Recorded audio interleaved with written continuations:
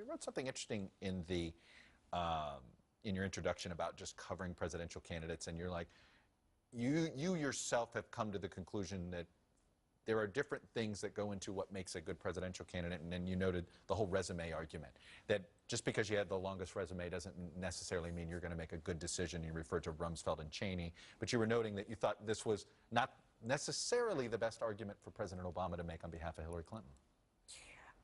Yes, well, I think we learned a lesson with Dick Cheney and Donald Rumsfeld that you can have the longest resume, the most qualifications, and still make the biggest mistake in American foreign policy history. Mm-hmm.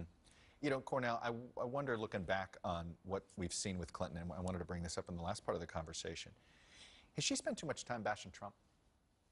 I think over the next, 50, 60 some days we have there, I think you're going to see from the Clinton campaign a focus on turning her attention and sort of talking about who she is and what she's going to fight for. The younger voters we've been talking about earlier, to a certain extent, they still don't know her. They still don't know her history and sort of what she's fighting for. I think you're going to see a laser-like focus. It's September 18th, man. Again, we were nervous about these younger voters, too, in 2012, but they came out, Alex.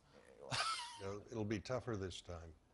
No, I guess, so then go to how does Donald Trump deal with this temperament problem? If she's got this trustworthy problem, how does he deal with this temperament problem? And what has he done in the last few days that has made the temperament issue go away? I think it's all the same question we were just discussing, which is, if this campaign is about Hillary Clinton or Donald Trump and their character or temperament, then it stays the way it is now, this jump ball. What Donald Trump does well when he makes his campaign, not about either of them, but about the American people and their future, and is there something better than what we have now?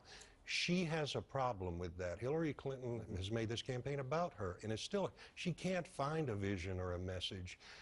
Trump has Make America Great Again. I think ultimately that's what might blow this up.